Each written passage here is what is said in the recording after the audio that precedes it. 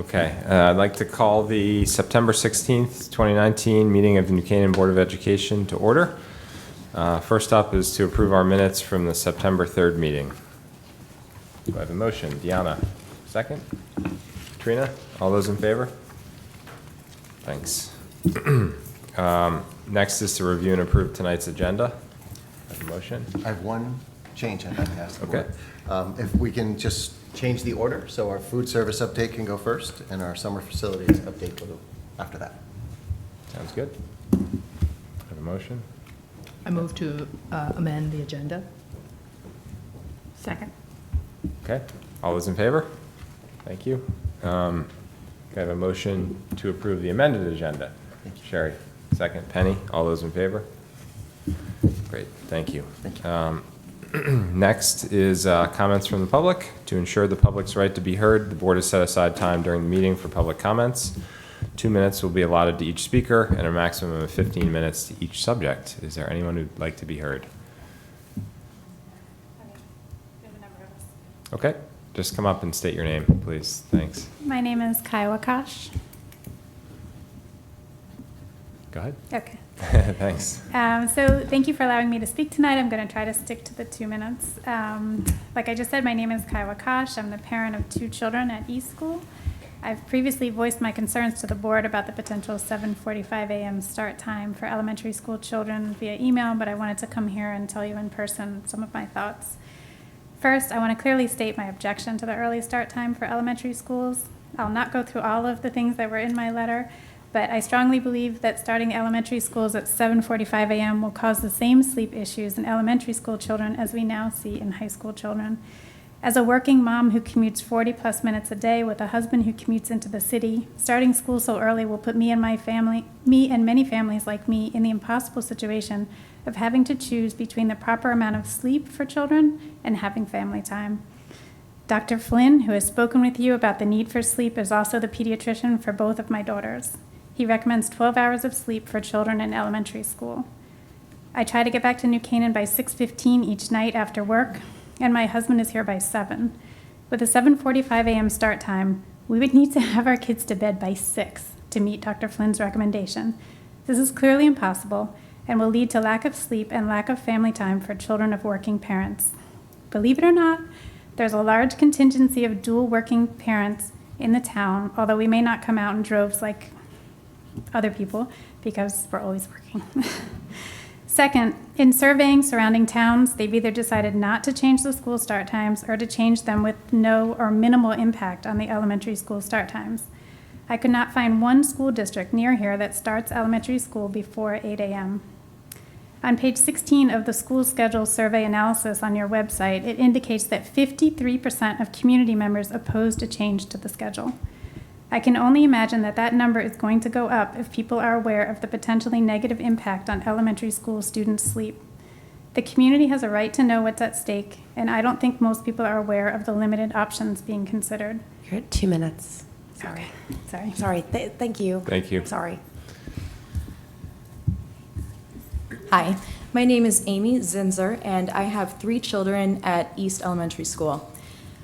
I agree with Ms. Kosh, first of all. I do not think the 7:45 a.m. start time would be beneficial for our youngest students. I have no objection to changing the high school start time. I just don't think that it should be at the cost to our younger students. I also come from a family with 2 working parents, and it is not possible for me to get my children to bed much earlier than 8 p.m. In addition, this town is already indifferent at best to the needs of families with 2 working parents. And this policy, I see it as an anti-feminist policy. In the aggregate, it will nudge women to quit their jobs, to stay home, to deal with these additional childcare hours. By divorcing the elementary school schedule from the workday, you're just increasing the need for after-school childcare. All of my children currently attend the wonderful, wonderful aftercare program at the YMCA, and this change to their start time would greatly impact that program. It would increase the hours that my children would be spending there and just make their overall day longer. And a policy that nudges women to leave their careers is bad for the women, bad for the families, bad for the town, bad for society. It's not good for women and families to make the childcare requirements for elementary school children so much greater. Thank you. Thank you. Hi, I'm Megan Knuckles. I am not going to repeat what those two women both said, but I'm in a similar boat, and I feel like it's not really clear to the community that the only two choices are keep everything the same or change to the 7:45 a.m. schedule for the younger kids. The problem on our end is also, working parents and having a babysitter arrive that early. Trying to get the kids sleep is obviously a critical piece, but the childcare on both ends definitely is an important factor. And as the kids get older, obviously in high school you have a lot more after-school activities. Children can get off the bus by themselves, they can get home, they can go to a friend's house, but with elementary school age, it's definitely a challenge because you need that supervision constantly. And so with the shift so dramatically one way or the other, I think it will impact a lot more families than expected in the community. Thank you. Thank you.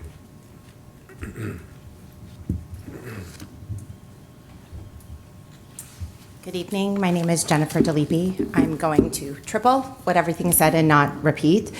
I have two children in New Canaan Public Schools. One attends South, one has just started Saks.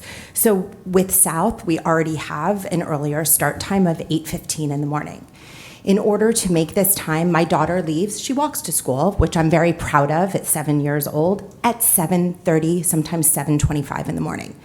If you back up that time, just imagine how much earlier they have to get up. The sleep the night before, she is in bed at 8 o'clock. That is barely 10 hours of sleep a night. She's up at 6:50. So my pediatrician, when my children turned 2, my son turned 2, said there are only 2 negotiable things, non-negotiable things. It is sleep and safety. Everything else you can find a solution for. I have to believe in this town, with the brilliant people we have that have put us in this community, we can't find a solution to net the difference of either busing routes, busing costs, just dealing with the high school and leaving everybody else alone. I cannot fathom this is not possible.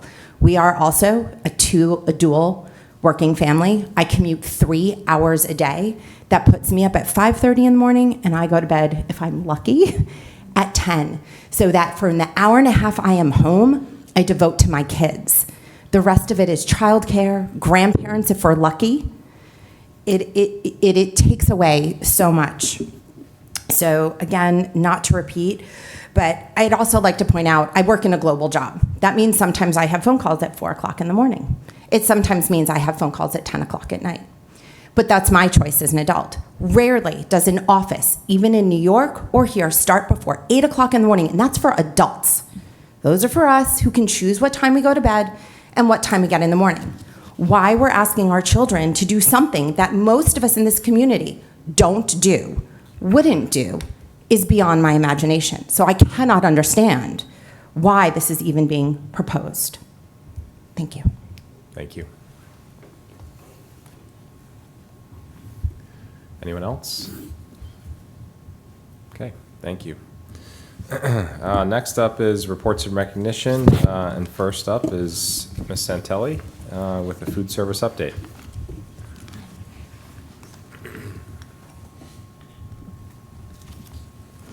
Good evening. My name is Michelle Santelli. I'm the Director of Food Services. Today I'm going to present to you culinary experiences, basically a culinary experience using being hospitable and focusing on the food. I'm going into my 3rd year now, so here we go.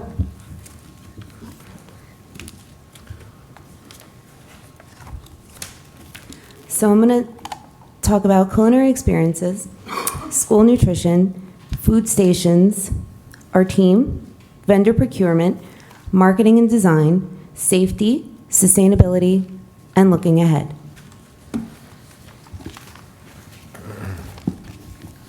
If anybody has any questions, please let me know. What is great? Oh, sorry.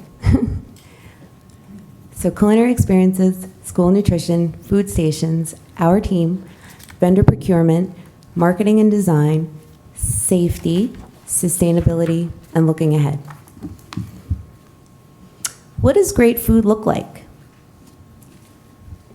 Our food in the New Canaan Public School District is nutritious, kid-friendly, with an emphasis on scratch-made and clean label. We offer seasonal and locally sourced when available using high-quality ingredients. We ensure that the food we prepare for the students is beautifully prepared and presented.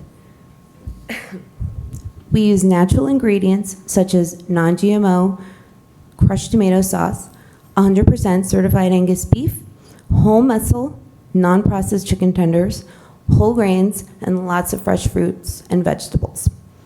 Some of our popular hot lunches are Neapolitan-style pizzas, so tomato, pesto, mozzarella, pasta bar, brunch for lunch, quinoa burrito bowls, tacos, chicken panini, sweet and sour tempura chicken with scallion vegetable rice, and the list goes on. So up on the slide, on the left, you'll see roasted delicata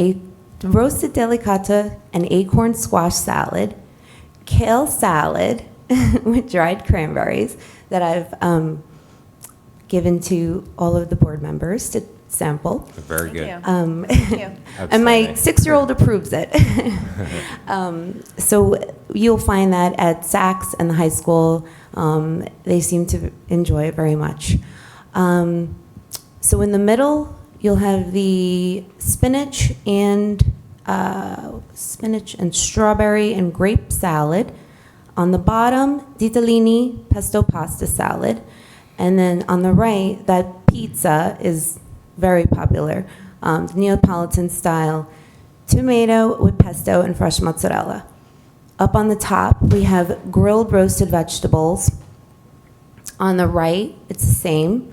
It's the quinoa burrito bowl with it's a cotija cheese. It's like a Mexican feta almost, with fresh cilantro and guacamole.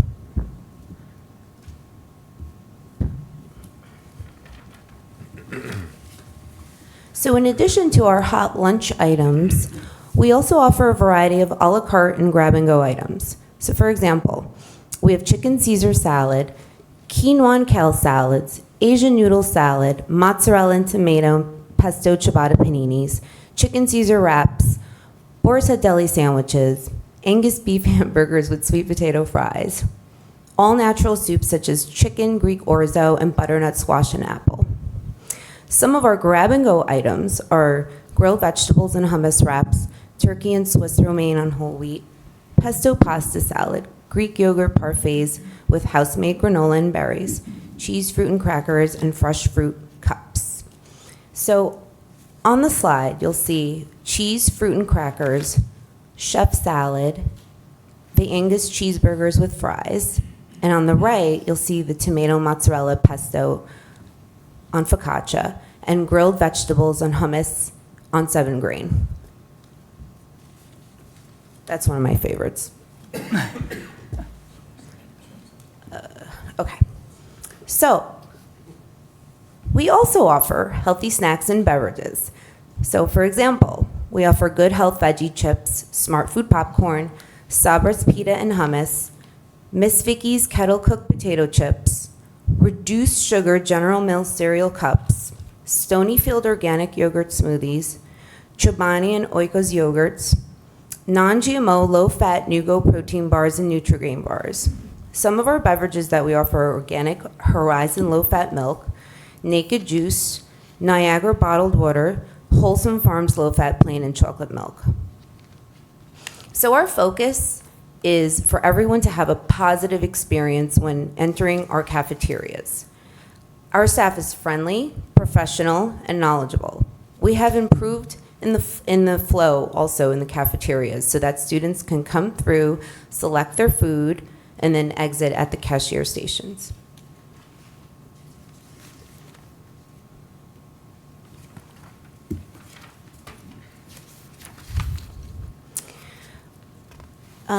I work with our dietitian consultant, Jill Patterson. She's her and I, we've developed alternate complete lunches in the elementary schools. So in addition to the hot lunch items, elementary students can also have other alternate complete lunches. When creating recipes, we follow the USDA guidelines for school lunch nutrition. We meet with students in the cafeteria during lunch for feedback. It's fun to see their enthusiasm and excitement. Some students have asked for cupcakes, but we can't do that. But we listen. We work together with parents of students with allergies to come up with special dietary plans so their children can purchase school lunches.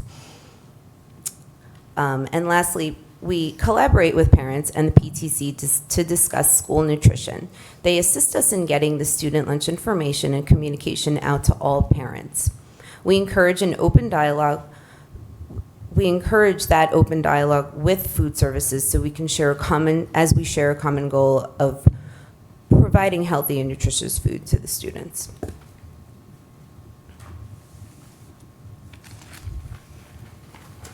So here are some of our food stations at the elementary schools. On the left-hand side, West School, they always have a fun time creating fun, like holiday-inspired pizzas. So on the left, you'll see pumpkin-inspired Halloween pizzas. The kids love them. On the top, you'll see a cold food station. So that's basically what all three elementaries look like. Always fresh fruit, unlimited fresh fruit and vegetables on the left-hand side, and we have the other cold items, and this is at West School. On the bottom, we have a Thanksgiving turkey lunch.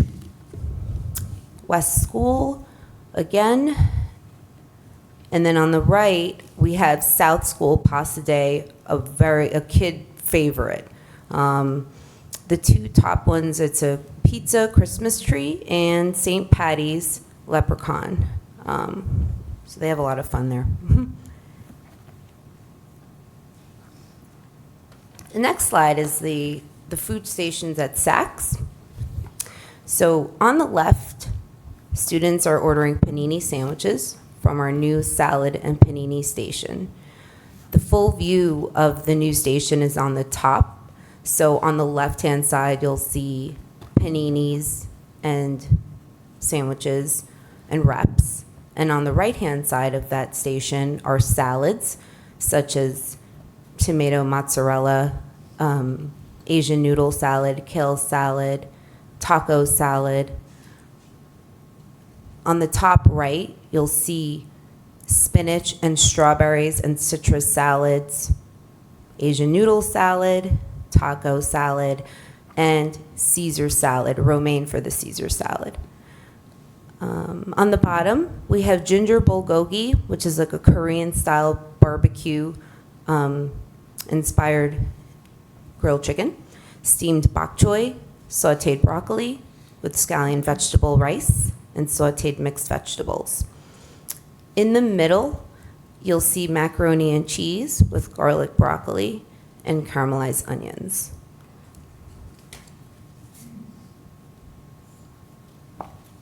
The next slide are the food stations at the high school. So we have the panini station on the left-hand side, which are chicken Caesar wraps, spicy chipotle chicken wraps, chicken cutlet with mozzarella, tomato, pesto paninis. Then we have the deli station on the top with the Boar's Head logo, with meats and cheeses and a variety of artisanal breads. Then we have the salad bar with like different types of toppings, like just a variety of vegetable and protein toppings. We have farfalle pesto salad, romaine, baby spinach, arugula. We have our pasta bar with eggplant rollatini, butternut squash baked ziti, penne with broccoli, and these options will change and vary. Hot lunch, chicken corn tamales with black bean and corn salsa, and Spanish rice.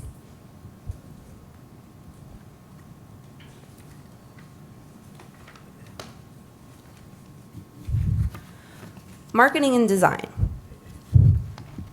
We've updated the food services page on the school website and streamlined the content. So parents are able to view our menus, set up lunch accounts, pay online, and view their children's purchases. It's really good because it's now easy to navigate, and it's just clear for the parents. Our menus are posted on the website and in the cafeterias. They're clear and easy to read. We have signage posted in our cafeterias of menu items with prices as well.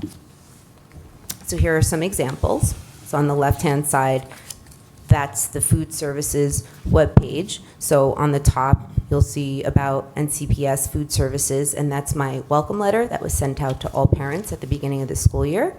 In there, there's a lot of information about setting up accounts and menus and all of that. Then is the food allergy policy, then school menus, and school lunch payment options. The second one are the menus. It's an example of our menus. And then the third one is an example of what our signage looks like in our schools. So that's a hot lunch, chicken quinoa burrito bowl at the high school.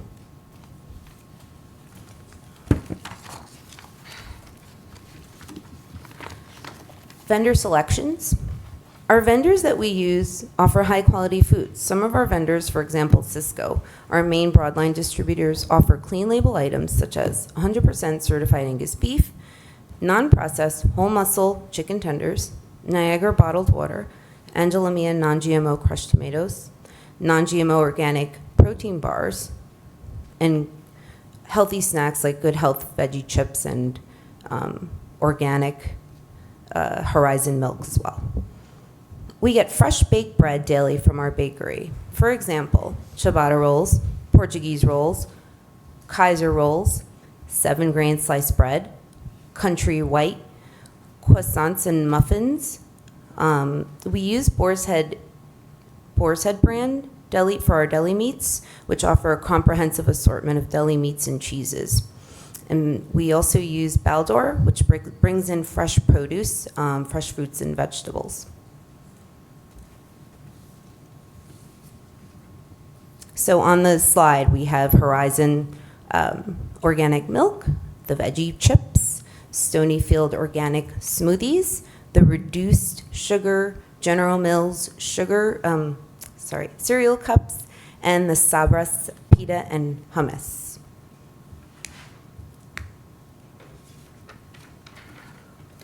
So we can't do any of this without a great team.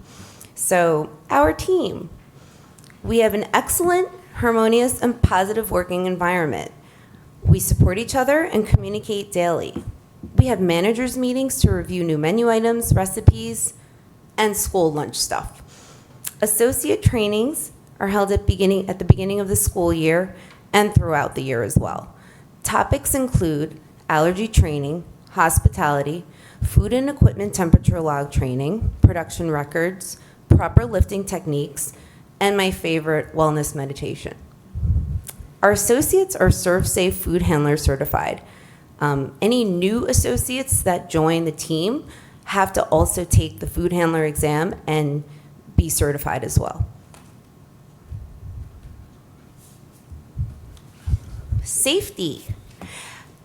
Our most recent health department scores are in March 2018, the high school received a 99, Saks and East both received 100, South received a 98, West a 99.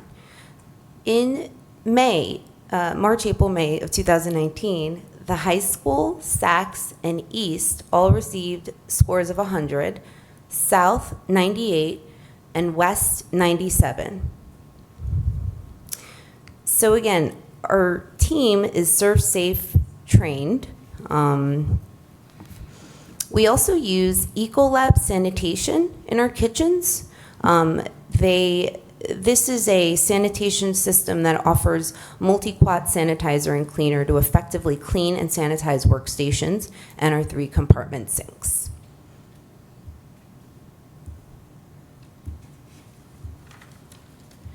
Sustainability.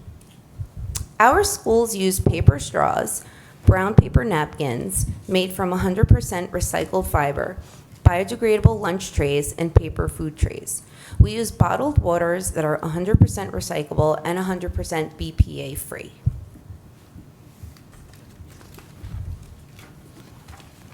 So looking ahead, we'll continue to focus on sourcing seasonal and locally grown produce and collaborating with Connecticut farmers. I'm meeting with South School parents to discuss the South School garden and see how we can educate students about the fresh grown fruits and vegetables out of that garden. I'm also looking into new grab-and-go merchandisers for the cafeterias to make food items easily accessible to the students.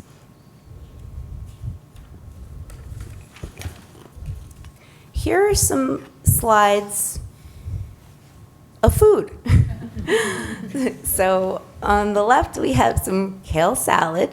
On the top, we have delicious tomato, mozzarella, and pesto pizzas. I'm gonna go like left, top, and then like that. Okay. So then the second one is an example of a Thanksgiving dinner, lunch at an elementary school. Our salad bar at Saks. We have also, this is from Saks. My manager just sent it to me, and I just like squeeze it in. It's a chicken panini sandwich with tomato and I believe it was the mozzarella in it, with a beautiful salad. That's a complete lunch, actually, right there, with the chocolate milk and the pear. On the right-hand side, we have cheese, fruit, and crackers, available in all the schools. On the left middle is the pasta salad bar. It's the hot lunch of the day for East School. In the middle is the high school, the ditalini pesto pasta salad with, that salad is the spinach and the strawberry and grape salad. In the middle is, again, from Saks. It's a hot lunch meal. It's an example of a complete hot lunch meal. So it's a buffalo chicken wrap with romaine and chopped tomatoes, fresh peaches, celery sticks and carrot sticks, and low-fat chocolate milk. On the right, we have sandwiches, the grilled vegetables and hummus sandwich, and then we have the tomato and mozzarella and focaccia sandwich. On the right, we have a quinoa and cucumber and tomato salad at the high school. We also offer this at the Saks Middle School. We have fresh greens like spinach, arugula. On the bottom, we have the delicata and acorn squash salad. We have the quinoa burrito bowl with fresh cilantro and guacamole, the Neapolitan-style pizzas with tomato and fresh pesto and mozzarella. And on the right, we have the chicken and cheese enchiladas with sour cream and peppers.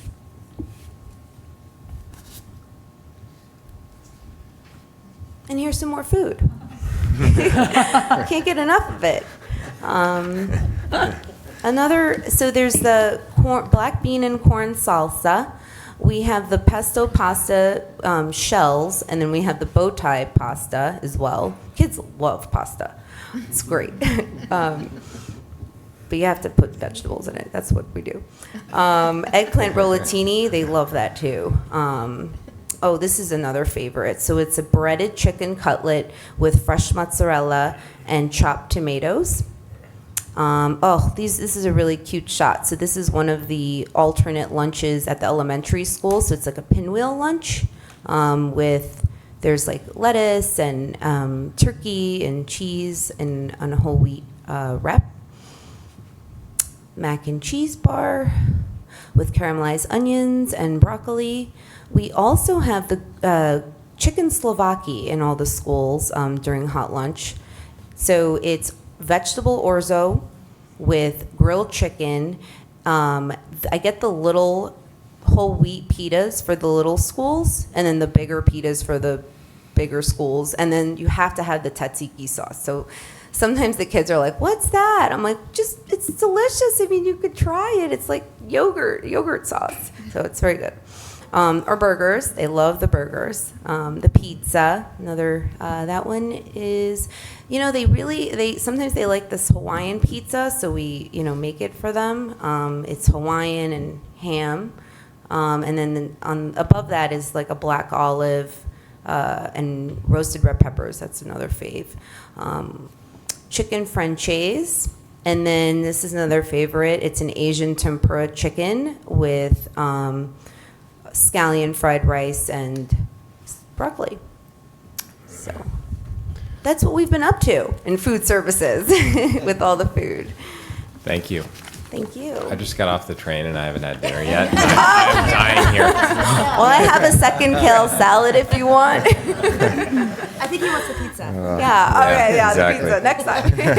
Pizza. Any questions, comments? Sherry? So, Michelle, I just want to thank you for coming and giving such a thorough and visual update of food services. And you probably know I asked a question last week, and I think there were some local news headlines that I don't think properly captured the essence of the question or the discussion. But I think this visual display certainly answers the question in terms of the improvements, the vast improvements you've made to the system since coming 3 years ago. So I just want to thank you and just say job well done, and also say that this makes me hungry as well, and probably surpasses what I fed my kids for dinner tonight. So, so thank you.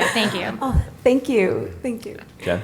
Yes, I want to, same thing. My kids love the environment, the people, it's so positive now, and you can tell that you're very passionate about what you do, and we are so grateful for the transformation of the food in our schools, and we're so appreciative. I do have a couple questions. Yes.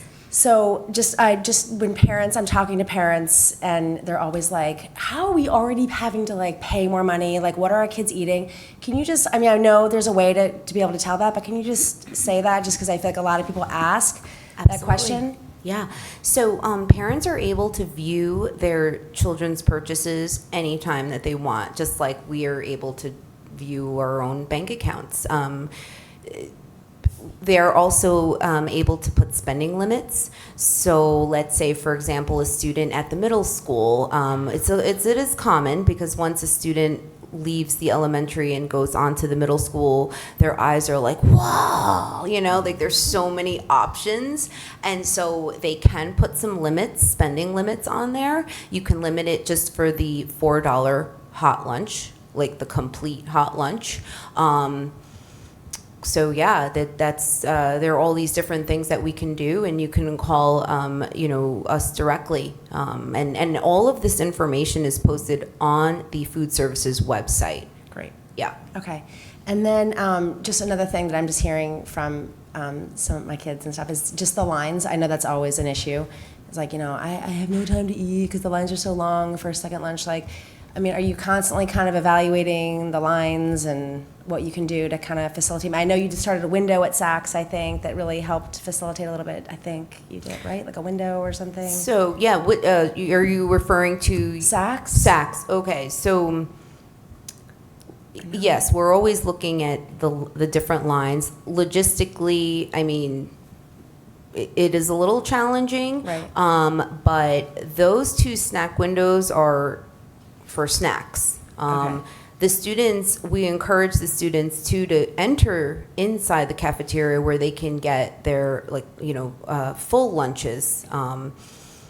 But we've tried to offer all the options in the two snack windows and the hot lunch area, but logistically it's hard to offer some of these hot lunch items on the snack windows because it's not equipped. Right. But we are constantly going, just seeing where it could be faster. And in the high school too. And in the high school too. Exactly. It's all about the flow, getting, like, looking to see, like, how we can have the students navigate and have clear signage too, and be like, okay, this is what we have. That's another thing that I've been doing is, like, we discuss this with our staff, so we have to be knowledgeable and know what we're serving to, and that's very important, because sometimes students ask a lot of questions, so we're always ready to answer their questions, but it's really about getting them in and out, and the flow, but it's a constant focus. Yes.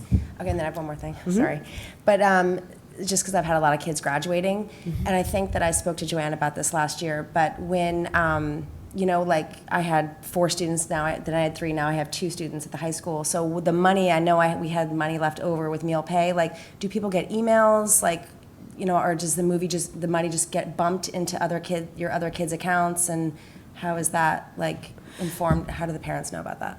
Okay, so this is also on the FAQ located on the food services website. It was one of the things on the food services website.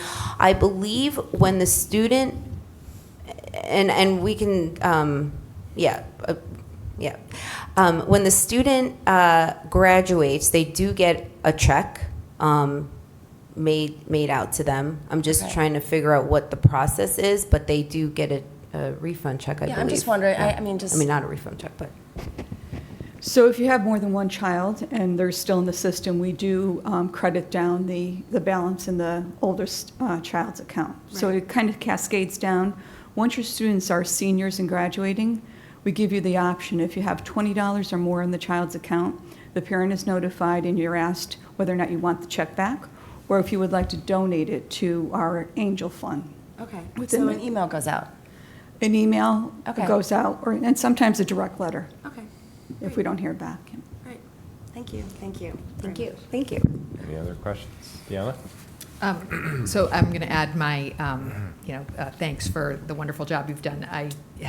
My children are out of the system now, but I've had the opportunity to eat the food at convocation and at the budget workshops, and it's delicious all the time, and you've done just an amazing job. I wanted to ask about sort of the after-school offerings that you've initiated at the high school, and if you're seeing a lot of I know it kind of started out slowly, and are you starting to see more uptake in that program after school, or is it just, kind of, I'd just like to get your thoughts on how that program's working. So the after-school program from 1 to 3, I mean, it kind of trickles. There's a lot of students that come through around 2 o'clock, and then after that, it's, they kind of come in, but we have some athletes, and they're there. Yeah, they come in, and they're I'd add to that, it represents about 5% of the overall sales for the program, so it is serving a purpose. And I think that it probably comes in around 2 o'clock, because that's when the kids are getting out of school and heading to their activities. But I think it's well worth it to have that program in place. Well, and I just wanted to also comment, I love hearing team when you start your presentation, and it probably speaks to, the morale and, the happiness of the employees that are working in there, so thank you. Language is important, and the fact that I heard that word very early in your presentation speaks volumes of how you're running the department, so thank you. Thank you. Penny? Just echo all the thanks that you've gotten from everybody else. I'm ready to open my own account, so my kids are out of school, so maybe take out for my dinners. In any event, what I was wondering, my question was how many lines, cash register lines you were running for the main lunch, the hot lunch at Saks when kids are checking out, that you were finding most efficient? How many cash registers? So there's 2 right now, because there's only room for 2. Right. We have 4 total. So one at the snack window and another one at the second snack window, and then the other 2 inside. Yeah. So Yeah. just to follow up on that, so is the issue with lines mainly a space issue, or is it a personnel issue? It's a space issue. I think Yeah. it's a space issue. Well, and it's important to know too, over at Yeah. Saks, the entire grade goes at the same time. Right. So you can have 300 kids all at once coming into the cafeteria Right. to eat. So managing that kind of flow is very, very difficult. We did make some changes in the space in the last couple of years. We created a little bit more room behind the counter for folks, for our employees, so that they could be a little more efficient with the space and the time and produce food a little more quickly. But that will be a challenge anywhere, to have that many students all at once coming in. And I do think the team manages it very, very well. And some of the kids strategize, so they might not go right into buy their lunch right away. They might sit with their friends for a few minutes and then come in to buy when the lines start to slow down a little bit. They have the full period for lunch and recess, and they manage it that way. But yeah, there are space limitations there, but the challenge also is a little bit of a scheduling challenge, having all the students come down at the same time. Right. Okay, thank you. And the lunch monitors also at Saks and everywhere, they help us, with the flow. Yep. Yeah, it's good. Katrina? Thank you it's just so thoughtful, and you can tell a lot of care and pride is put into this. And I don't think I need to make any more lunches ever again for my kids. I just wanted to add just a suggestion. I think this is amazing. I personally didn't know the breadth of options that were available to my kids at all the different schools. So I would say if there's a way to get this out there, particularly in the entry points for the schools like kindergarten, 5th, and 9th, where there are a lot of changes, I think just building awareness of these amazing options, particularly the pictures, just speak volumes about how beautiful and how, the high quality of the food. So that would be my only suggestion, but thank you. Thank you. Yeah, thank you. Julie? Echoing also everyone's praise, one of the things I notice in here is just the variety of food, and I understand you're not serving all of it every day, but I'm curious, do you find you have a lot left over at the end of the day, and what is your system for dealing with leftovers? Is there any way to, I'm sure health regulations forbid it going somewhere else, but I'm just curious, how you've found that and, maybe made adjustments in terms of amounts and.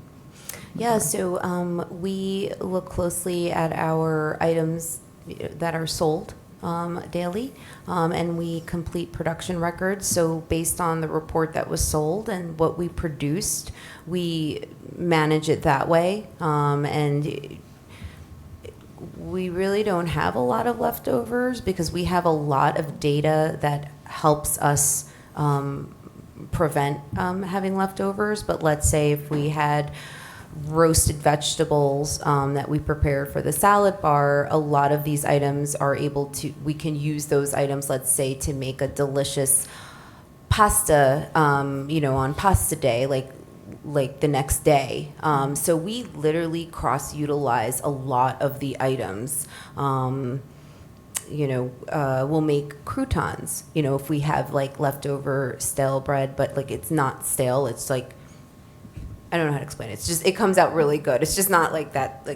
If you bake it in the oven, it comes out delicious. That was not a really good example, but yeah. Anyway, we work very closely together, all of our managers and our teams, to just, really tighten up all of that so that there isn't any waste. At the moment, we don't have a place where we can send things, but we don't have an abundance of food left over anyway to do that. Thank you. And Yeah, is there any composting being done at the schools, or I know at one South point School. South School does it? Okay. Mhm. Yeah. Is there any talk of doing it? Is that PTC led or teacher led, or how is that? And is it possible to have that happen at the other schools? Do you know? I believe it's the PTC. Mm-hmm. Yeah. I could be wrong. I don't know. It is. It's the Okay. PTC, Yeah. and Okay. there are several logistical challenges with it. Right. So South is pioneering the way, and we continue to learn from South in that. It's something we can sort of target out in the distance. We've got a lot to figure out as far as, because as you can imagine, when you've got hundreds and hundreds of children eating in a single day, that's a lot of composting. Right. where does it go, who brings it where, how do we manage it, and there's a lot to it, but we're working on it. Thank you. Anyone else? Maria? I have two questions. It might involve Joanne's input as well. Do you have any analytics about the number of lunches sold daily and maybe even by item? Just information as to what is selling and what isn't? We do. We actually have a record of everything that we sell every day because it is rung up in the POS system. In fact, today we had to provide our auditors with a listing of all the food for the year. It was 807 pages that we sold so that they could tie out to our ledger. So all that information is captured in Salon, our POS system, by units sold, by day, and by price. And the other question is, I've been hearing that some people think the price of the lunches are high in comparison to in other towns. And I know it says in our policies, the board is actually supposed to approve the prices or price changes. Is that something we can start doing just to, first of all, to get a comparison, to see what our prices are? And maybe the reason they think it's high could be a misunderstanding. The students could be buying a lunch and something else and it appears high. But is that something We haven't changed the prices in quite a while, which is why the prices haven't come. But we can certainly do a little bit of research and see how we compare across some other schools, sure. And my daughter said the salad bar changed a few years ago. So, it would be good to see longitudinally what is being sold for what. Sure.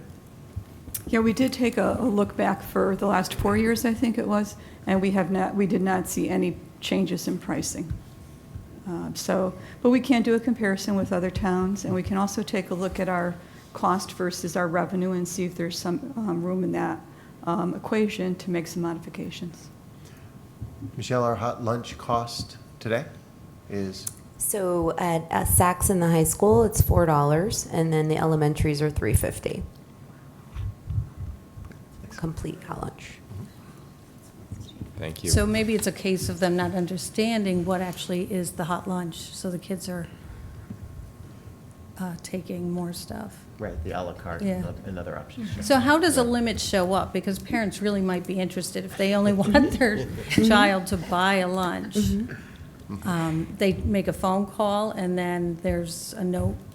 Yep, so on the food services website, you can email myself or Ronnie Menenti, and we can put the spending limit on your child's account.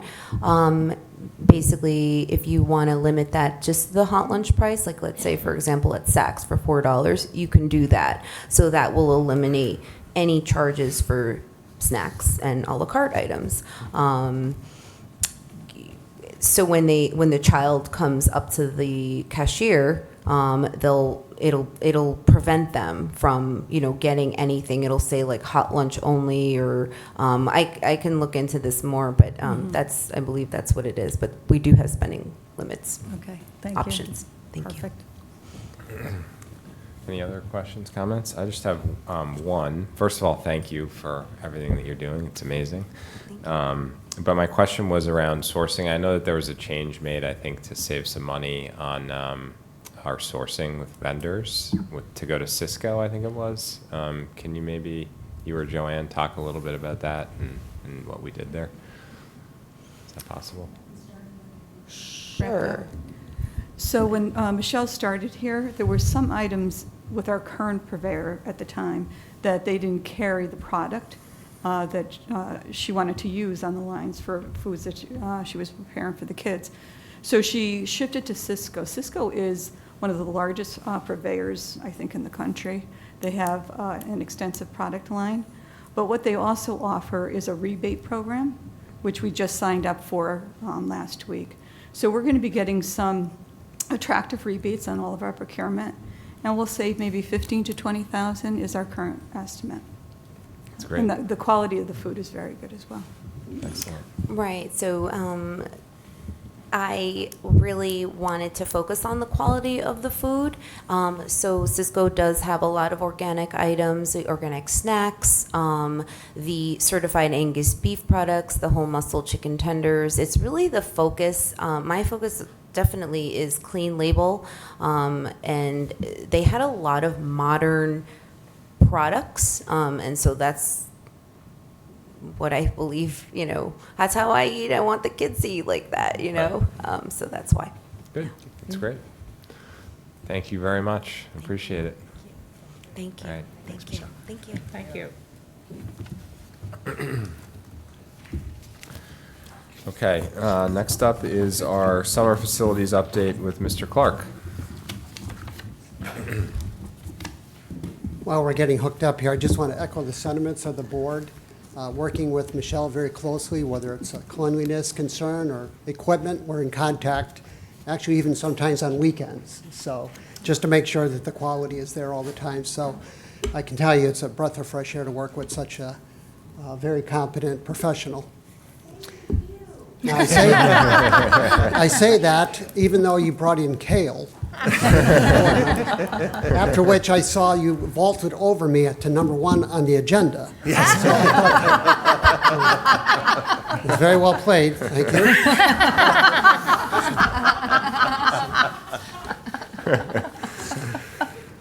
Now we'll continue with the presentation for facilities.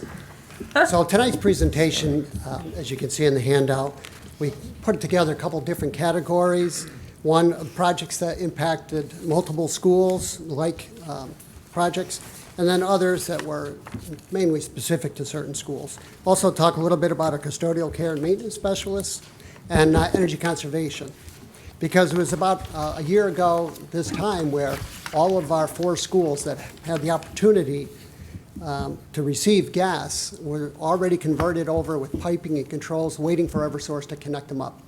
So a year later, here we are. We're anxiously awaiting if there's any news that West School will be connected up by next summer.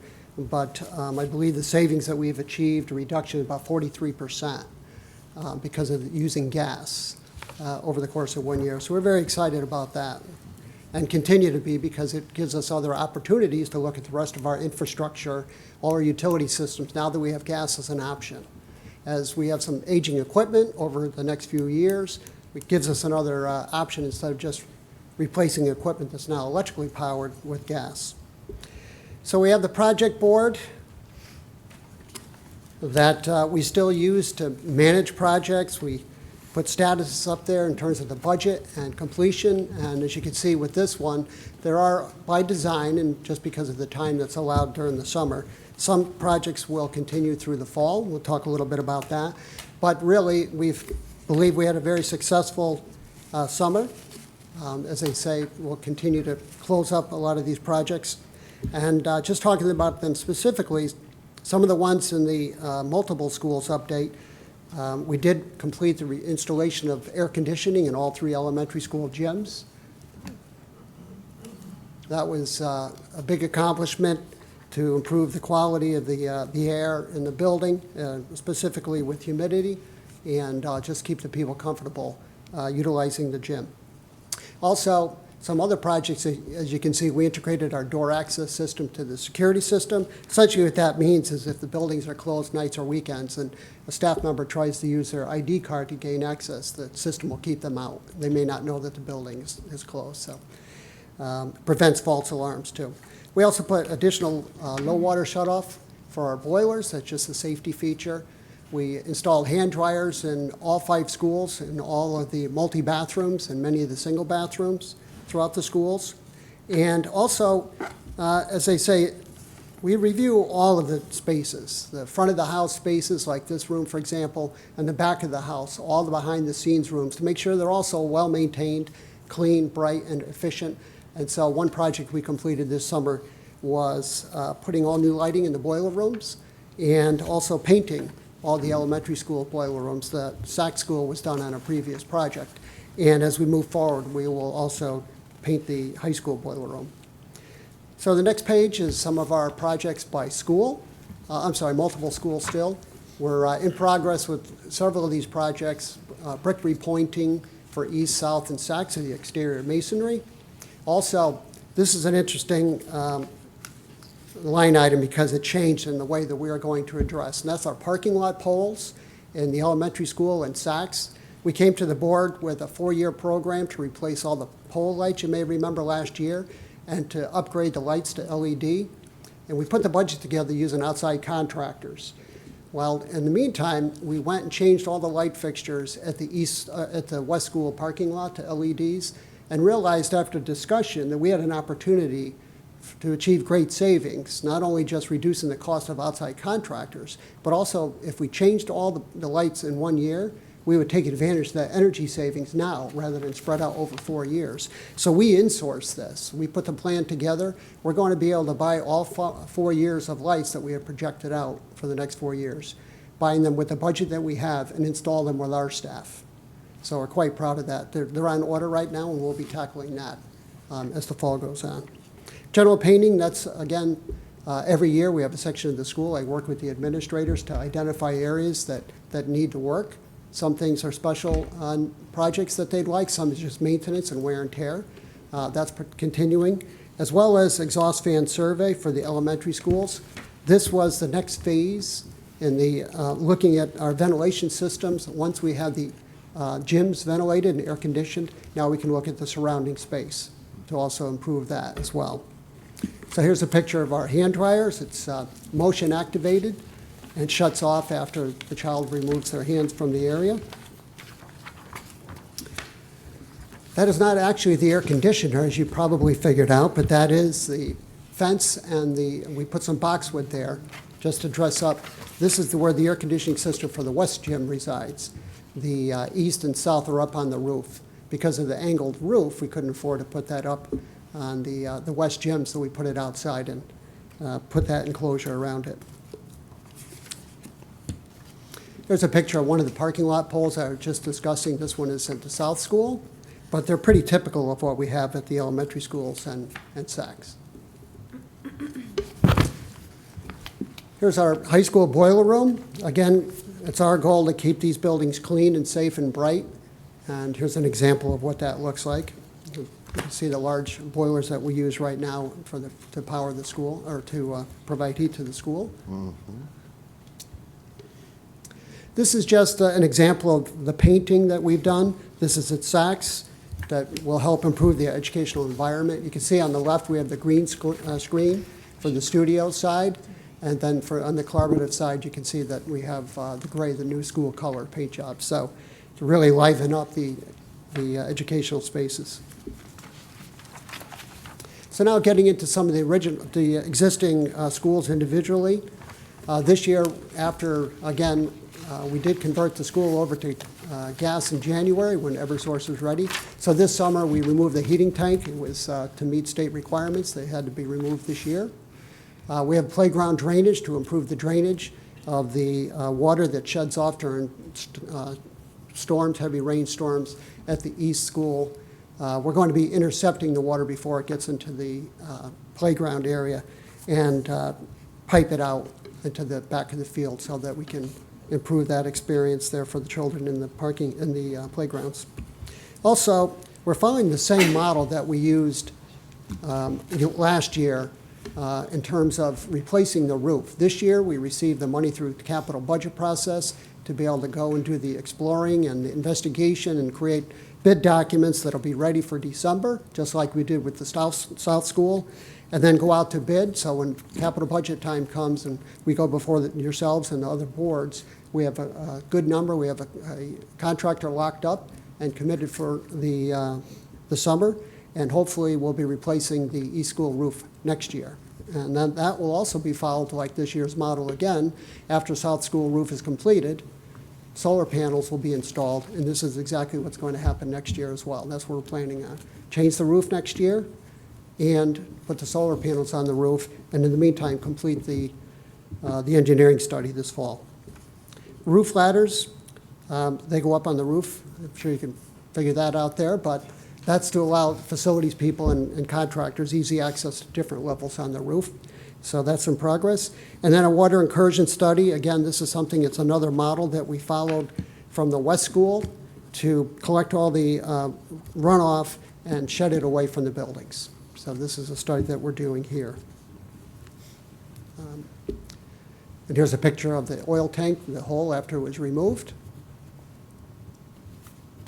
Picture of the east playground, the drainage. You can see on the left side is where the pavement, and it sheds the water right to the block and then into the mulch. So we're going to intercept that and shed it away from the building before it even gets to the playground. South School is the next one on the list.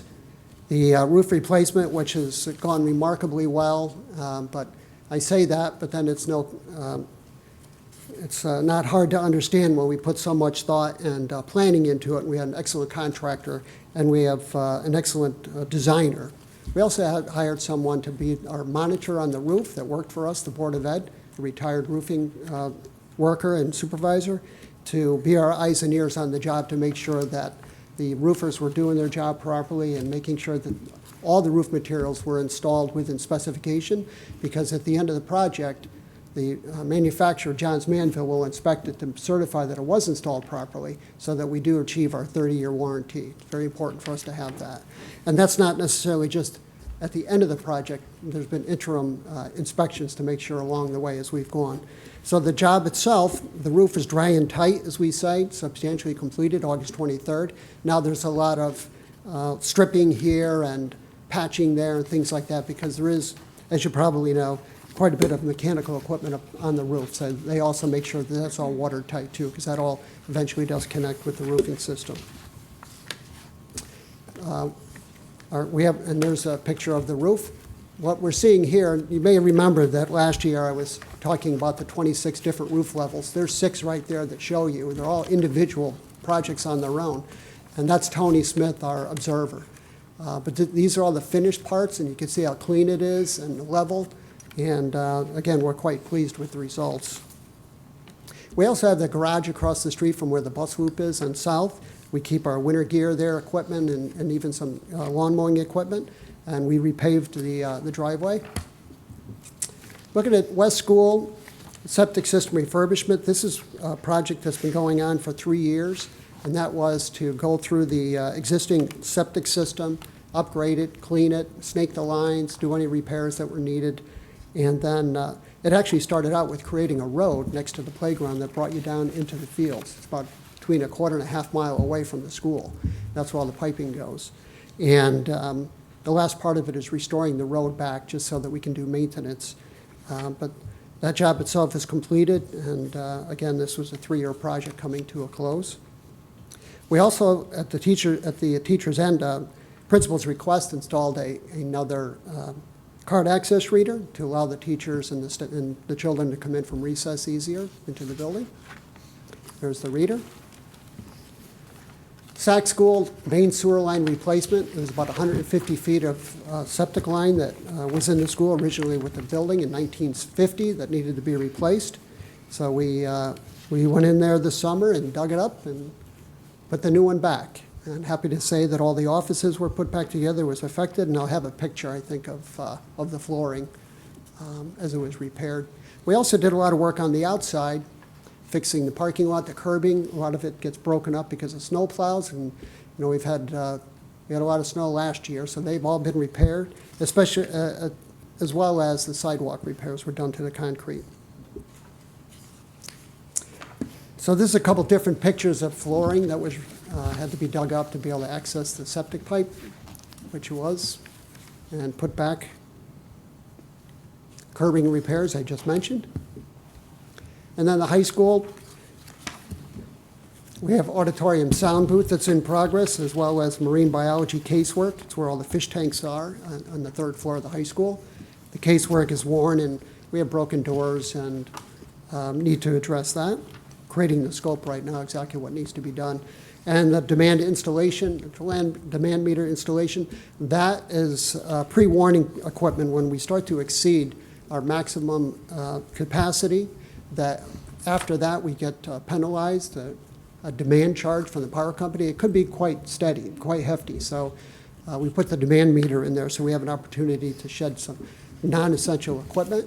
to be able to keep our electrical draw down within an area that doesn't exceed the penalty phase. This is the auditorium sound booth. It's still in progress here, but you can see that it actually mimics the sax unit that was put in last year or 2 years ago with the project. So that's ongoing. And there's the picture of the marine biology casework, talking mainly about the shelving and the cabinets below. Custodial care and facility specialists, I'd be remiss if we've been talking about the projects, the great work and the great people that we have working for us in the custodial ranks and the facilities. Again, always looking how to improve the quality of the work that we do. And this year we were able to purchase new floor cleaning equipment that has allowed the custodial staff to be so much more efficient. Not only because the old equipment was prone to breakdown, but because of the new capabilities that this modern equipment has in terms of keeping the floors clean and looking good year-round, not just between vacations or after holidays, but year-round. And that's what we're looking for, to be consistent, keeping it clean, and people have pride in not only the workers, but also being members of the schools when you have such clean and bright facilities.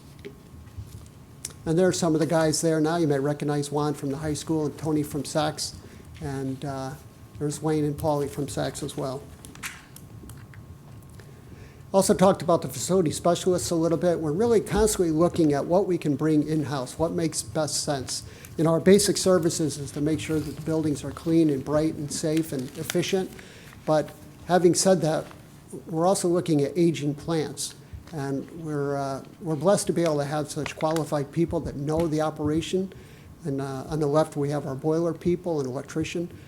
They know the operation of the buildings and the plant. So as we come upon the time when we have to start looking at replacing equipment, working with engineers and designers to be able to create a good plan of what we're going to replace. They know how the existing systems work, how the buildings behave with these existing systems.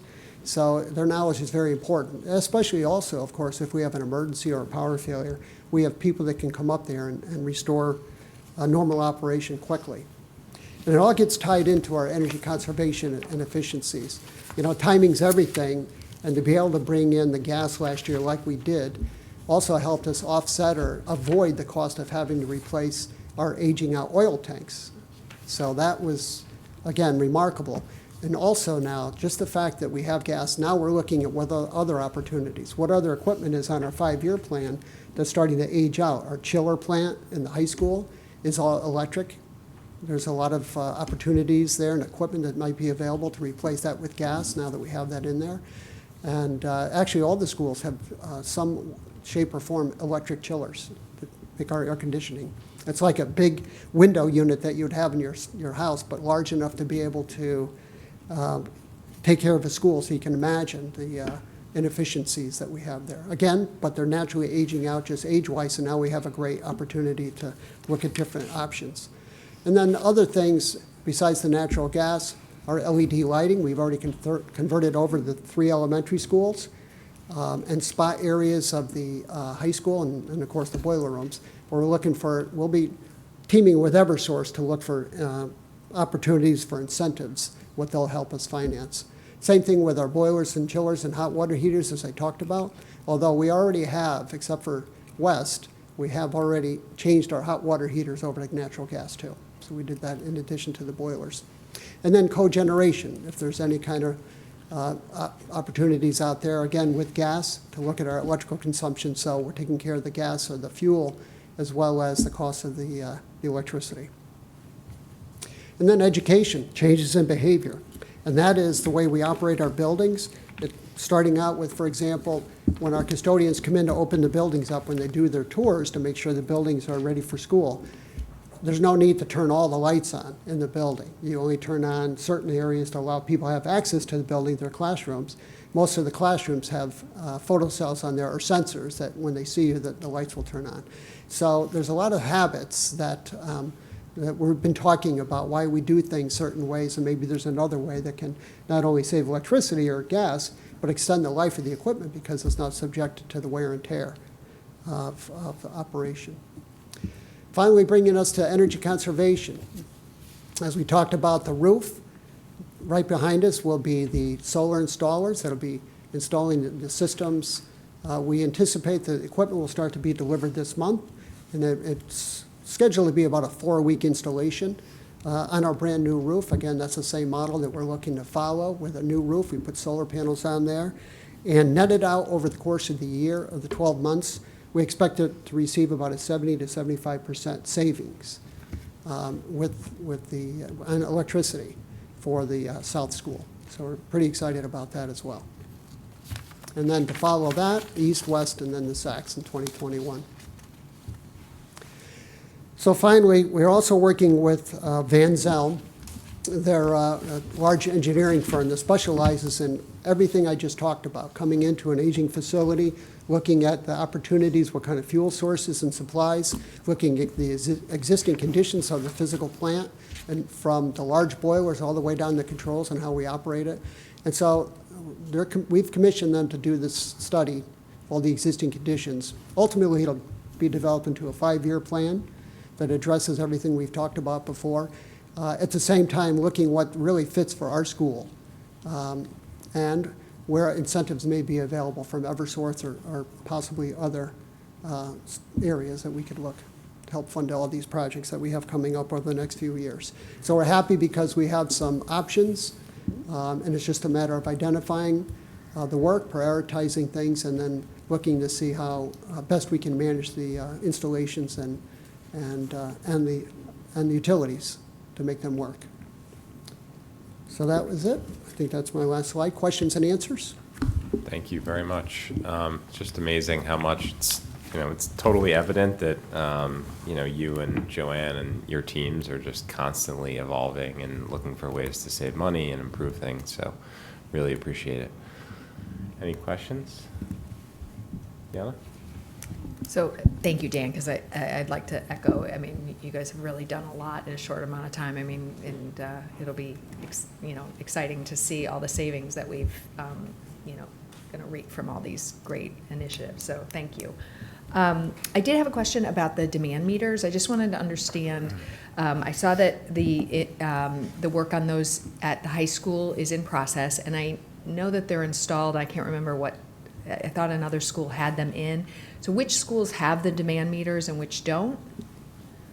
We do have, and there's several different demand systems, but Okay. what I'm talking about more is addressing the electric bill. Mm-hmm. Right now, we do have one at the middle school, and the high school does have some form of it, but this is really to improve it and make it more useful for us. So for example, as we preload what the limit needs to be, and we all get charged the demand if we exceed the excessive amount. For example, it's 15-minute period for the whole year. Whatever the highest peak demand is, that's what you're charged this other rate for the following 11 months because they feel that you needed it at one point, so we need to hold it in reserve for you. So the high school or the middle school, when we do finish the high school as well. But right now, what it does when we approach this number, it automatically alerts us and gives us options of what equipment that would be considered non-essential. So for example, if there's no one using the auditorium, we could shut that system down. And so right now, now the other demand part is on the elementary schools, actually Saks has it too, is we have the CO2 demand. So when the rooms are aware, they have sensors that can be aware if there's no one in the room, it can shut down to a minimum rating to keep the room ventilated, but we don't have to ventilate it as if there's 20 students and a teacher in the room. So it's two different demand systems. So I guess the question I have is, do we have plans to put those electricity demand meters in all of the elementary schools as well? Yes, yes. So we're working with Eversource to identify if there's any incentive to do that. So. Oh, okay. And then, so I guess my question is because of the potential the potential savings and the potential excess costs that we could incur because we don't have them in certain buildings, would it make sense to either, I don't know if there's a resource issue on our end to be able to install them, or does Eversource install them? Or should we outsource installation and get them in all the elementary schools quicker? Well, that's something that It's kind of a hard question to answer. So, if it came down to it, yes, we would use a contracted service. But when Eversource did the analysis, we identified that the CO2 demand system was the top priority for the elementary schools. So that's why they were put in, because we have a unit ventilator in every classroom. So there's over 130, 140, I believe. So that was so the next step, and this is what we'd be talking with them now for rooftop units, how we can better utilize demand there. We do have a demand system now for that, but just like I mentioned about the high school would be the priority because of just the sheer volume and the power consumption that we have there. So, but that definitely, what you mentioned is something we'll be looking at. Yeah, I think it how to could be do an it. interesting analysis because it's just, the potential for excess costs associated with, a power outage or whatever and having a problem in the schools. We could Right. When it- save a lot of money if we. And so that's the one line item there, the demand meter for the high school. So we'll have that up. We've already started the work on that, so. So that should be up this fall too. So there's quite a bit to it, but that's something that, just as you said, we're looking forward to because we think we have a great opportunity there. Other questions? Penny? I was just wondering where we were with the window systems at the elementaries and SACs that weren't changed in the recent projects. If they're still in good shape, if that's something that we're looking at, that's 5 or 10 years out. The existing windows? Right. Yeah, that is something that we'll also look at as an opportunity for our capital plan. All the windows, high school, even high school, we'd look at just to see if there's opportunity there, but especially, I believe it's west and east and Saks. And then similarly with flooring, that's a less expensive option, but I know that, a lot of the flooring in Saks, when it was put in close to 20 years ago, I'm not sure what the useful life of it was. I was just wondering, do we have sort of a replacement, do we need to have a replacement project like we do with painting, where we do such and so much every year? Do you just sort of look at it, or how are you handling that? We have changed a lot of floor tile at Saks. We do have some spots that still need to be attention. We'll address that in the budget process. Again, same thing as the painting. We try to do some every year. And then we also are running into larger projects where we have carpeting, for example, all the libraries in the schools. Right. So that's another need that's going to be budgeted for, requested over the next few years.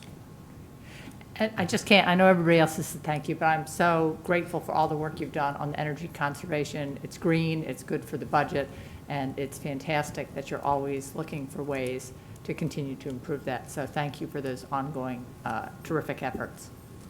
Thank you. Other questions? Okay.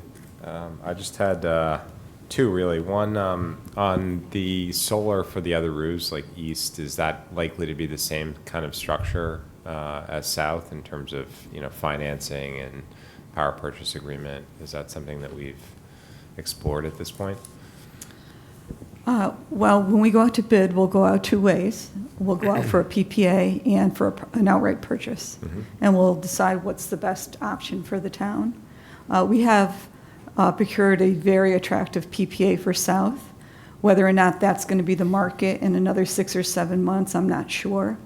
But from what we understand, it's the best PPA in Connecticut for this type of system. The school has a lot of good sun, so that's one piece of it. East is going to be a little bit more challenging because of the different size roofs and the shading. But Right. We're certainly being strategic with the RFP. Okay, great.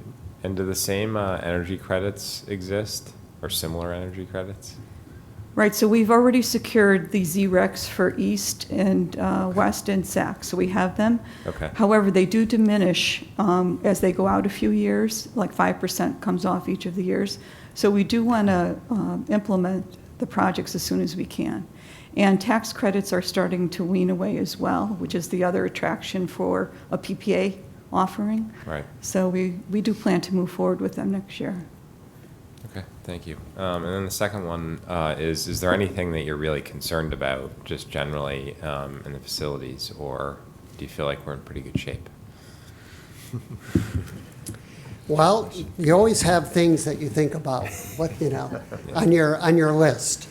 I think that we've come a long way. I think that just because of the fact that, for example, the elementary schools were either renovated or added onto in the late 90s. So they're all kind of coming to the finish line together. Mm-hmm. So what we've really tried to do is be very thoughtful in the maintenance that we're doing to extend the life of all of these while we sort out all these opportunities. And so that has really helped us. I mean, we still keep our irons, our eye on the irons, but it's, I think that because we understand so much about the buildings and we have a good plan, we just need to, I think, try to be consistent with following through and keeping these projects going. And again, one big thing to help counter any concerns is the broken record by having gas back in the community. It's really gives us a lot more options to be able to do more, maybe at a sped up schedule as opposed to 5 or 10 years. So because Right. of the savings, so I hope that answers your question. Yeah, But I mean, what I hear is kind of if we have a 5-year plan and we follow that 5-year plan, then we're generally in good shape. If we don't, then we won't be in good shape. And we've followed, our historical plan. right, but we also always look. We're always Right. looking. What's this? What's that? How does this work? How can we improve that? And at the very least, you have a good understanding of something or a Yeah. better understanding of something. But Yeah, we've So- definitely done better than our 5-year plan, but from a maintenance perspective, we've at least followed that. Yeah. yes, definitely. Yeah. Okay, great. Any other questions? All right, thank you very much. Thank you. Thank you for everything. Okay, next is the school start and end times update with Dr. Lutzy. Sure. Excuse me, second meeting of the month. Just wanted to give the board an update on the work that we're doing with our school start and end times. We are on track for the meeting on October 21st. The committee invitations are coming together now. I've contacted the PTCs and the PFA. They are giving me two representatives for each elementary school, 2 for the lower division, 2 for the upper division, 4 for the high school. What's actually happening is they're also asking if they can participate. So more people want to participate than we had initially thought. There is a very high level of interest, as you could imagine, and probably more so among the elementary schools than originally anticipated. So we are going to be as accommodative as we can. So what we've been talking about now is running the split sessions. So we've blocked out the time here in the Wagner Room on 10/21 from 9 to 11. And we'll work within that time to figure out how best to do it, probably 2 sessions. And we want to make sure that everyone who is asking and volunteering to participate has an opportunity to talk and to be engaged in the discussion. So that's why we think having 2 will be better for that. Will facilitate that better. They are also meetings held in public, not public meetings, but meetings held in public. So they're open to an audience, anybody who'd like to see. So actually what we anticipate is that people may come for the first session to participate and then stay for the second session. Or if they're in the second session, come for the first to see and to listen. So the conversation may be able to continue a bit. Some of us, of course, will be in both sessions. Right, Dr. Krenti? That's right. I was in a meeting with area superintendents last week. We had a little bit of discussion about school start times. I wanted to get a sense of where some other districts were. Ridgefield at this point has put things on hold. You may have seen they've had quite a bit of district level turnover. So that's caused them to put some initiatives on hold. This is one of them. Other districts in the area are either not engaged or only somewhat engaged in the topic. We seem to be the most engaged right now in sort of reviewing this and looking at it and following the path as we laid out before. Some of the challenges or considerations that we're thinking about and working on continue to be who goes first. Yeah, there's the question about which level, which schools would be the first ones to go in the tier, and then it's how early is that first tier. That's because that will determine how late is the last tier.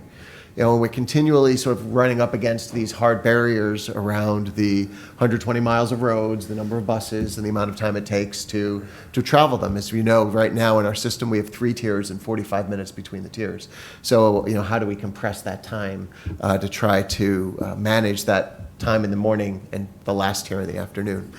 So we're looking at how quickly can the buses complete a tier and get to the next one. And again, always remembering it's the afternoon runs that determine the morning start times, right? It's getting those kids home and then getting back for the next tier is the bigger challenge. We're looking always about what are the financial realities of where we are. Is there a 2-tier option? What are we looking at? We're continuing to develop the scenario that the board had guided us to develop back in June. But we're also, making sure that everything is being looked at and reviewed. We also have taken a look at 23 similar districts in Connecticut, Massachusetts, New York, New Jersey, and Texas through Hanover, just to get some more information. We often compare just very close locally here. We'd asked them to look a little bit broader for us. So they did pick a couple in Connecticut. Wilton was one of them, but also looking at Simsbury and Farmington, looking at, again, a couple of schools in Massachusetts, New York, New Jersey, and one out in Texas. What's some of the very preliminary findings on that? Most districts have uniform start times for their elementary schools. So if they've got multiple elementaries like we do, most of them have them all starting at the same time. The ones that don't, they generally have separate schools. So they might have a K2 school and a 3-5 school, and they may start at separate times. You may remember going into this, one of the things we talked about was trying to bring our elementaries together on the same tier so that it would help with our professional learning and the experiences for our staff and other things. It probably would help in the community as well for pre and post-school kind of activities and programming and things like that. Again, this isn't meant to be representative. It was just grabbing some information from some like districts around. Start times for elementary, and out of these 23, they typically ranged from 8 o'clock to 9 o'clock. They're relatively later compared to middle and high schools within their own district. The earliest elementary time, looking at these schools, was actually right next door in Wilton. Their elementary started at 7:40. The latest is us at 9:05. The school start times for middle and high schools typically ranged from 7:30 to 8:30. The earliest middle school was 7:30 up in Simsbury, and the latest middle school start time out of this group that we grabbed was 8:50. And then in the high school, looking across, the earliest high school start time was over in New York, and that was a 7:10 start time. The latest was an 8:45 start time as we looked at it. So really, again, what you learn there is that there's a wide range of options and things. It's, again, not meant to be conclusive in any way, but just trying to add a little more richness in. And one of the things we'll do is sort of flesh this out a little bit more prior to October 21st and be able to speak to it a little bit more, as well as talking about our other research and things that we have. For all participants on the 21st and board members, we'll have a packet that goes out in advance. We'll have that out by the end of the month so that people can read a little bit, learn about our current system, sort of come into the conversation with some more information and background into what we're doing. That'll go to all participants, and again, and the board take a look at too. It'll probably be nothing you haven't seen already, but it'll sort of pull it all together in one place. So we are continuing to work on the routes, gathering specific information to inform that discussion as well. As you know, it's been, it's just as we started the school year, we worked through in our transportation system to sort of smooth out all the kinks and anything that's going on. The influx of kindergarten students made it even a little more challenging, because they are brand new to the system. So when you route kindergarten kids, it's the first time you're picking them up. So that those additional 60 plus kindergartners, 70 plus, made it a little challenging, but we're working through it. And so we will have those specifics to share on October 21st as well when we talk about sort of pickup times and what it looks like. Where, as the board is very well aware, we continue to receive emails from the community and folks that are involved. And I want to personally say thank you. All of it is very, very helpful. This is meant to be an open process, and it's something that, when we look at the scenario that the board sort of directed us towards, and really the other ones, as we think about why we're going into this at all, it really was to work to see if there's a way to change the system so that it's advantageous to every child, with a focus on really student health and wellness across the board. The goal is to ensure that our system is helping our students to be as healthy as possible. The goal is not to change school start times. The goal is to have a school system that is facilitates student health and wellness, and this is one important component, and there are other components as well. And I think we heard a little bit from the high school last meeting 2 weeks ago, when Principal Egan was talking about some of the things that they're doing there around homework and communication and expectations and those things.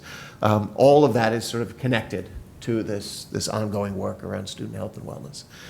So I do want to say thanks again for those emails and for that communication. And that's where we are today, and we'll keep moving forward. Any questions? Jerry? So I also want to echo and thank all of the community members, parents that have sent emails with input and showing up and staying through facilities and other updates to give updates. I will also say that the 6:38 bus time felt, I don't know, it's like if I'm getting older or it's getting, I don't know what it is. It really did feel earlier this school year season. But I have two questions. The first is, can you speak to the town stakeholder involvement in the October 21st meeting and just any level of engagement we've had to date as it relates to potential budget impacts? Sure. That's the first question. The town connections, I've been in communication with several folks in the town, including town council, including New Canaan Cares, some others. Everybody's eager to become a part of things. We have a representative from the town council who's volunteered to join us. We'll be doing the same with the Board of Finance, Board of Selectmen, and others. So I do anticipate that we'll have representation from the town board, as we've talked about earlier. The feedback around the financial realities, it's budgeting is tough, and I think the feedback the Board of Education's received over the last 4 or 5 years has been that, there's the uncertainty that exists outside of New Canaan, both at a state and a national level, and I think that does cause some concern on the town boards. But that being said, the town boards have been supportive of the school system and the good work that we do, and understanding that education is an investment. And so they have understood that they want to continue to support and protect that investment. Beyond that, I've not gotten specific guidance, other than I know that some of the town boards, Board of Finance in particular, is looking at putting out some guidance as far as overall budgeting goes, as they have the last 2 years. But around this specific topic, I haven't received any specific numbers yet. But as the conversation, I think, progresses through the October meeting, I anticipate we may. Mm-hmm. So just like my following question of that is if it's possible to have a discussion about that any budget implication for this would be submitted separately from the overall budget, if the town would consider that proposal. Mm-hmm. I'm just wondering if. Well, I think this is part of, correct me if I'm wrong, but I think this is part of what we'll have to consider for next year's budget. So when we start that conversation in December in our budget workshop, we'll have to, make a decision on whether we make a change. And how it's presented, if there's. Yeah, Sure. Yeah. Well, I was only going to say there are examples of some districts that put together what they call sort of a budget option package. So they have their operating budget, their other materials, then they include sort of a budget option, and it's sort of packaged around the initiative. So sort of here's all of what it would take. Because one of the things that I believe we will find, and we're still in the process, but that there are staffing implications. When we change the tiers of the buses and we move things around a bit, there are certainly bus driving staffing implications, but we also share quite a bit of staff. We've found efficiencies by sharing staff across our buildings instead of hiring new folks in. So if you're changing the time, and so if all 3 elementaries meet at the same time, you may not be able to do some of that sharing that we're doing now. And the same would go with SACs, because some folks come down from SACs to go to the elementaries. So if SACs is in the 3rd tier, the elementaries are first, that day won't work for those folks that are being shared. So there may be some other implications beyond the busing costs that we've talked about a bit. And those busing costs, as we've said from the start, are to be determined. We've got some estimates that we look at and work through, but our bigger goal in trying to do this is to shave 15 minutes off of a highly efficient system. So they had sort of anticipated what that may look like on a budgetary side with a number of buses, but it may be a few more, as we look at it all. So those are targets, but once we get to the real sort of on-the-ground numbers, we may see that it's a little bit different. So what you could do is package all of those types of things together and put that together as a budget sort of package. Ultimately, those conversations will probably have to begin before the budget is presented to the Board of Education as the superintendent's budget, so that we're all sort of in communication with the town boards and on the same page with that. Right. So that really just led to my second question, which is post the 1021, if we've started to lay out like what the timeline looks like, if we still have the intention to have this as part of our 2021 budget and with the 2021 implementation. Is that still the tentative plan? And I just want to confirm that. Yes, that's still, it is. Again, and we've said from the start, there's an order of magnitude question, right? But yeah, that is, as we've gone through this and sort of how we put together the fall timeline, was to be prepared to have meaningful discussion leading up into the Board of Ed workshop. And then, as you know, that rolls into the superintendent's budget presentation in January. Thank you. Penny? Can you talk a little bit about the teacher representation that will be at the October 21st? Absolutely. So we are having 2 teachers from each of the elementary schools. So they're sort of mirroring the parent representation. So Okay. Actually, it's 1 teacher from each of the elementary schools. It is 2 teachers from Saks, 2 teachers from the high school. And then we have actually 3 from, I'm sorry, I should pull it up. I believe it's 3 from Saks, 3 from the high school. A union representation will be there. We also have administrative representation from each school. Great. We have other specialist representation, so Alan Sneath, Jay Egan, one of our coaches will be joining us, who's also a PE teacher. And then the district administrators will be there as well. All right. Good. Yeah. We might need 3 sessions. Yeah. Like, I think you need a morning and an afternoon. 9 to 11 doesn't sound I like know. it's going to cut it. Or maybe an auditorium. That was going to be one of my comments, yeah, that, I don't know, we should talk a little bit about whether 9 to 11 is enough time. Sure. With that many people, it probably makes sense to extend it, but, yeah. That's Right. a good point. Yes. We do. Yep, so we're going to use Todd White, who's been with the district for quite a while. And he knows us pretty well. He's an excellent facilitator. He's been a school principal before. And he actually worked with us last year when we ran a focus group in the fall. And I thought did a very good job. Katrina? Just another question on the meeting. Could you sort of just outline the goal? Like what is the outcome of that October 21st meeting, and how will it be sort of facilitated? To what end? Is it mostly education? And what's the balance of education Sure. versus feedback and input from stakeholders? So we're still working on sort of the facilitation guide. So that's not all together yet. But there are a couple of goals. One is for folks that are there to understand what we do today and why we do it. Because I think as you look at change, one of the first steps of understanding and making decisions and giving feedback around change is to understand sort of the current state and why. As we talk about this, we're all so familiar with it now. We talk about 3 tiers, 2 tiers, this, that. But for folks in the room, we just want to calibrate on that understanding. Next is then to go into the very quick overview of process where we are, and then to really look at the scenario that we've been looking at, which is the elementary is going first, the high school going second, and then the entire middle school going third. We've already identified sort of look-fors in our first focus group, so we were looking at kind of pickup times, and folks had talked about length of rides for kids and bus rides and those things. So we have that information. We don't need to rehash all of that. But what we can do is, now that we have it, we can overlay the actual scenarios and data and information that we have from our transportation system to see how that scenario fits into kind of those preferences that were identified last year at the same time. One of the large goals is to provide opportunity for folks to give feedback, because people are volunteering to be a part of this because they have strong feelings one way or the other. But we want to make sure the feedback is based on kind of the data and the information that we have. So we'll also be, like I said, we'll be sort of calibrating on the information, on what we've gone through as the board.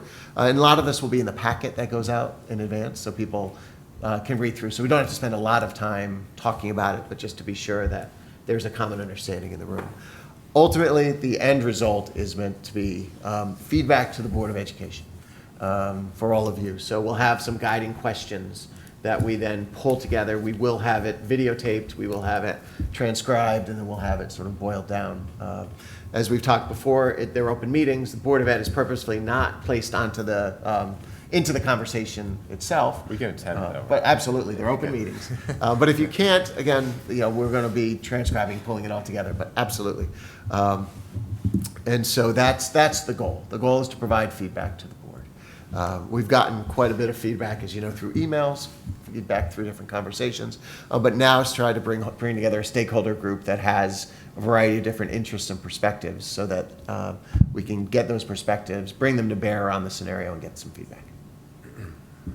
Yeah, one thing I'd just like to highlight on that point is that it's one piece of feedback. We've had surveys, and we've had many people speak to us. We've spoken with the administration, so it's one piece of the puzzle. It's not determinative at the end of the day. Right. I just had a couple of questions. Are we going to have after-school program participants? So whether it's the Y or... We are. Okay. Yep. So Jay Egan is our athletic director. We have a coach, like I said, who's also going to be here. Several of the teachers who are here also run after-school clubs. Mm-hmm. So in thinking about the SACS representative or the high school representative, so that was purposefully done. And then, yes, the community partners, the YMCA, and some others. Good. Okay, that's great.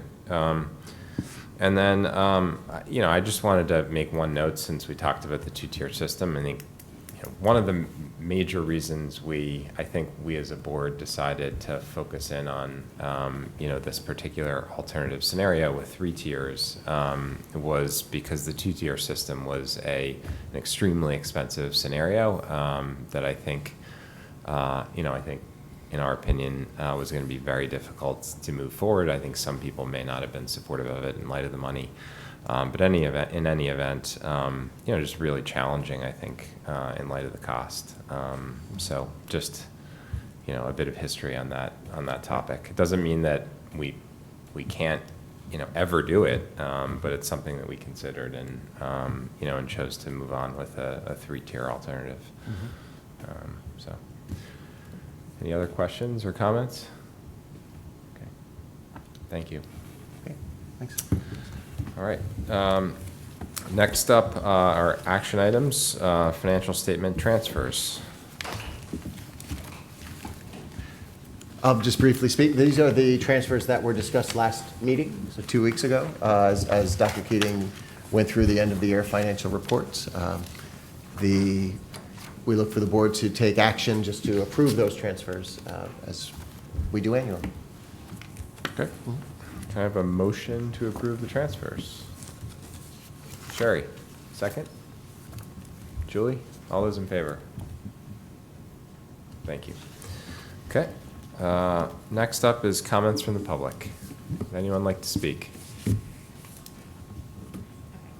My one last comment. It was unclear to me as a parent in this community that the board has decided to not truly consider a 2-tier system if you're changing it. That was obviously the one that was most beneficial to all of our students, no matter their age. I do not know, I will say, the full details of our budget, but it was a difference, if I am correct, from one of the 2 tiers to the full $1 million that we needed of about 700. In the full budget we have, my husband is the engineer, mouthwiz, calculated that about 1% of our total budget. I'm sure I'm not totally correct here, but I cannot fathom that our children's health, well-being, from our tiniest 5-year-old to be made to get up earlier in the dark and get to school, we cannot find the solution. So shame on us as a community if we cannot make it happen. Our high schoolers should not suffer for the little ones, and the little ones should not suffer for the older ones. This is New Canaan.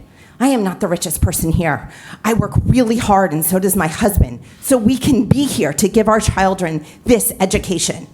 And you're telling me we cannot find, with tomato and mozzarella sandwiches and 7-grain bread and all the amazing things we do, that we cannot find maybe 1% to save to pay for itself, or a portion of it, or the difference. And if our elected officials can't figure that out and say it's too hard, then shame on them. It's a disgrace. This is their health. This is their education. We're here to give them the best chance they have. A budget should not be it. We should find a solution and a way. We shouldn't back down from what's right for our children. Thank you. Clarify one point. You had mentioned that Wilton's elementary school started at 7:40. So I think it just depends on your view of the elementary school. I think Miller Driscoll starts at 9:05, which I think is probably a little bit more akin to the elementary school that we have here. And then also, I ran out of time last time. I do think that a communication to the town about the fact that the board has made the decision to only pursue the 7:45 a.m. start time or the current status quo is important, because I think we had the survey that came out and people responded to the survey. I mean, quite honestly, I found the survey to be a little bit confusing, and I think a lot of parents did, but that's fine. But I think that now that you've made that decision, the only way I found out about it was through, I don't know, some local paper online, because I had been checking in, and then I emailed out to a lot of families that I know, and everyone was kind of surprised. And so I just think, and I know that you're trying that with this committee, but I think a lot of people would be very surprised to know that the board has kind of come to the conclusion that there's only two options, which is 7:45 or the existing program. And that's my understanding based on what I read in the paper. Thank you.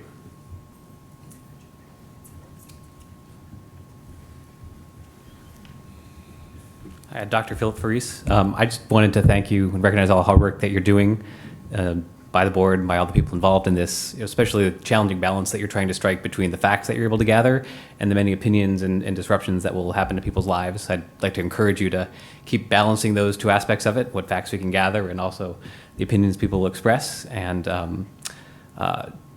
just kind of continue working through that and whatnot, because it is going to be a big impact on the community, and I think there is a way that we can all give a little bit and hopefully all gain a lot. You are focusing on the right things, the health and well-being of our children, also the development of them as they go through their lives here. And finally, I wanted to just encourage you to stay your course with keeping this as open as you can, still continuing to admit whatever information you can. You're not going to be able to make all parties happy. I think that's pretty clear. There's a classic book called Who Moved My Cheese you might be familiar with by Jen Blanchard and, not Jen, I got the wrong name there, and Spencer Johnson. It tells an amusing parable of how people respond to change differently. I'm sure that we're going to get all of those from people who are really struggling with it to those who are just going to see it as a tempest in a teapot. So I'd encourage you again to just kind of keep working through that, listen to everybody, and try to balance the facts and the opinions that you're going to hear. Thank you. Hi, pardon me if I'm reading when I read from my phone, but I just wanted to make sure everybody's read the Norwalk Start Time Committee's report that was published on the 3rd. Their Start Time Committee met 11 times in a little over a 9-month period. They published their first meeting was at the end of November last year. They published their report with a definitive recommendation on September 3rd. And from what I'm reading on the Norwalk BOV website, the full board looks to be voting on October 7th on the committee's report, and I'm assuming that vote will also include whether to implement it for the 2020-2021 school year. It's really sad that Norwalk can pull this together in less than a year, and we're still talking about it. Thank you. Thank you. Anyone else like to speak? Okay, thanks.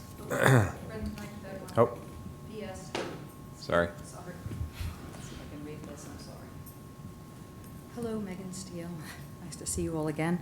As a kind of follow-on to what Steve was just saying, it was interesting. I was looking at the Board of Ed website as well, and what the Norwalk Board of Ed determined, their proposal was, they recommend shifting high school start time of 8:30 a.m., beginning with 2020-2021.